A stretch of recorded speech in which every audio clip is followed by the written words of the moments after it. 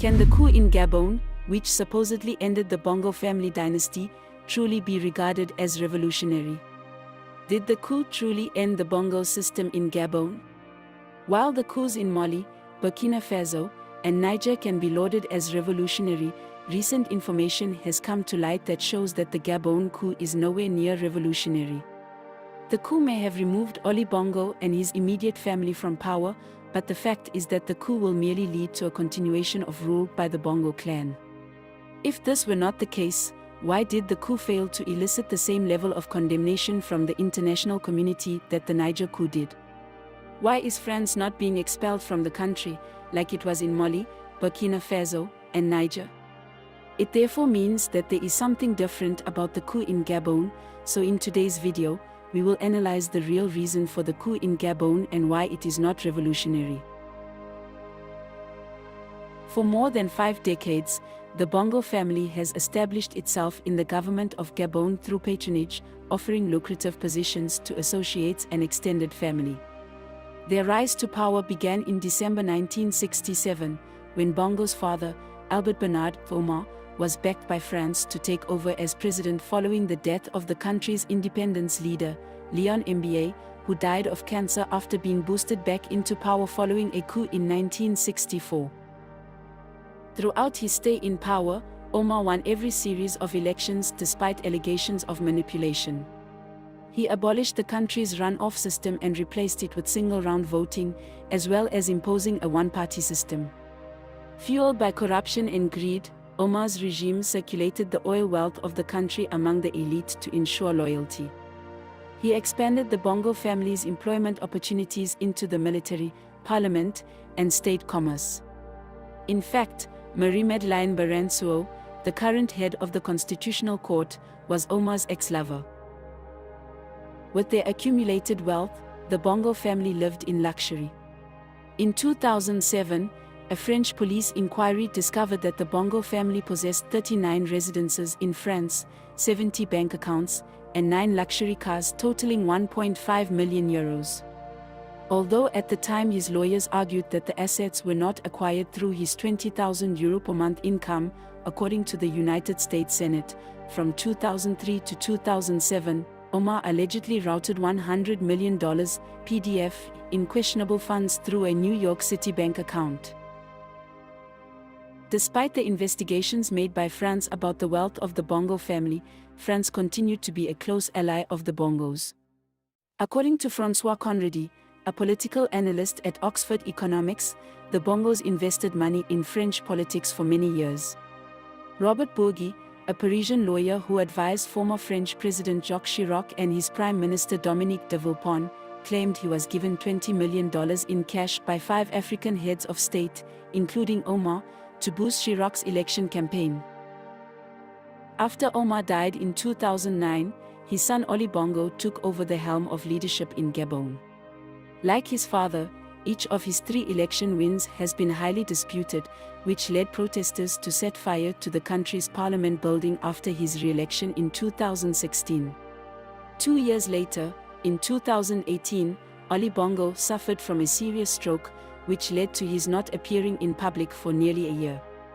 It was while he was recuperating in Morocco in January 2019 that some soldiers back in Gabon attempted to unseat him. But the coup attempt failed.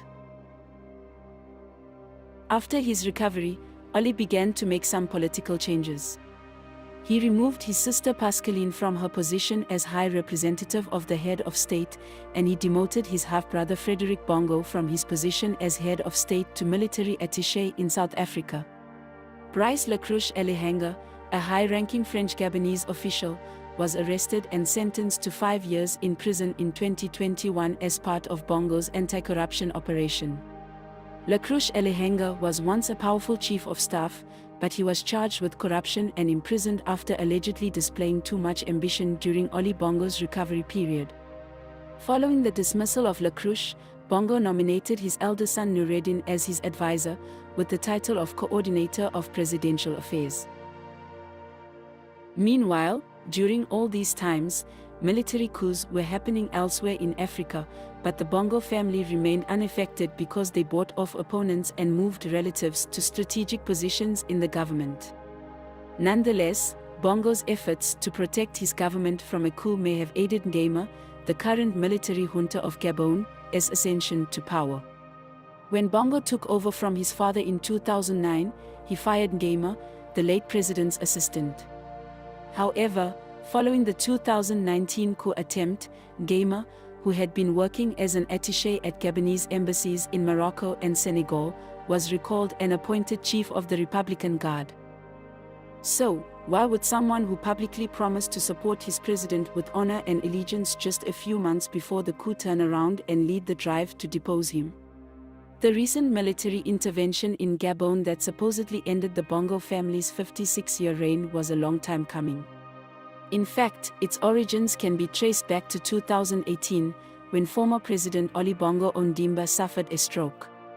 The political problem caused by Bongo's illness, as well as the ambiguous method by which he retained power through close family members throughout his convalescence, exacerbated tensions within power circles and created two groups.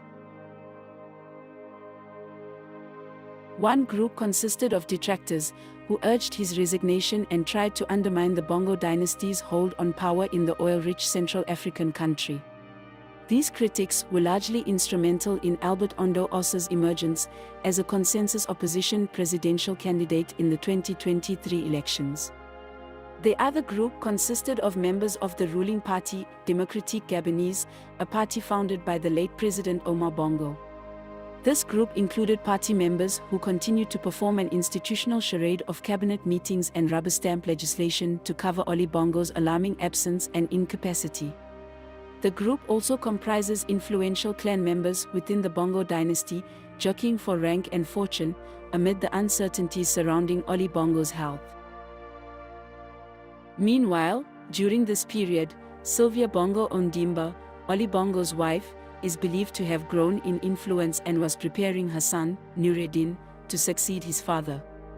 All these tensions accumulated until the coup that occurred on August 30 in Gabon. Political analyst François Conradi noted that the events that unfolded could be the result of internal disputes among Gabon's elites and extended Bongo family members. He stated that the coup was the wider elite in Gabon preserving itself, by getting rid of the very narrow elite, made up of Ali Bongo, his son Noureddin, and his wife Sylvia. Before the coup, there was little confidence that Ali Bongo Ondimba would lose his third re-election bid. His party controlled the legislative, regional, and local administrations, as well as the judiciary and the state security apparatus. During the elections, voting was conducted under an internet shutdown, while the arrest of local election monitors were decried by the opposition as fraudulent. A slew of last-minute legislative changes helped Bongo's party as well, and when the results were revealed, Gabon's electoral board stated that Bongo had received 64% of the vote, while his major opponent, Albert Ondo Ossa, received 30%. Obviously, due to the election results, the people of Gabon were going to protest for a recount of the votes and make so much noise and international focus. And because the Bongo family's elite did not want this, they decided to organize a coup that would kill two birds with one stone. This means that the coup would first assure the removal of Ali Bongo, whose poor health was already a concern, and his close family.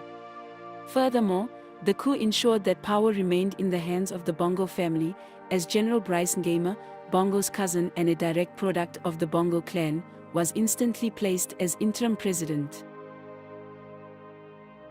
Some experts also believe that the coup was an attempt to thwart public protest plans that were brewing in support of Ossa. This echoes the comment made by opposition leader Albert Ondo Ossa, who told the Associated Press that the coup was a palace revolution engineered by the Bongo family to retain their power.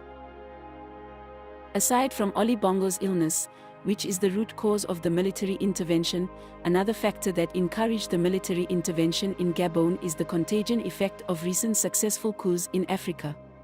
The series of coups in Mali, Burkina Faso, and Niger appear to have demonstrated to Gabon's military that not only was a successful coup possible, it was acceptable. And true to their thoughts, after the military takeover, the people of Gabon came out in Libreville and danced in the streets. Shortly after the coup was announced, dozens of the former president's friends were detained, including his 31-year-old son, Noureddin Bongo Valentin, who has been charged with high treason and corruption. Images on national television have shown him and other close Bongo loyalists standing in front of luggage allegedly stolen from their houses. While all these point out that Ngema is a different breed from the Bongo clan, a source from the BBC says that all this is largely for show. He stated that Ngema simply wanted to send a strong message to the population by arresting the president's son, and that the coup is very much a continuation of the same system, just with a different name. So, although the coup managed to end the reign of Ali Bongo, it did not remove power from the Bongo clan. But anything can happen. Maybe General Ngema will lead a transition to civilian rule, hold elections, refuse to present himself for office, or he might just become the next member of the Bongo clan to rule. Only time will tell. What are your thoughts? Do you think the coup is an extension of the Bongo family dynasty? Do leave your thoughts down below, and don't forget to subscribe, like, and share this video.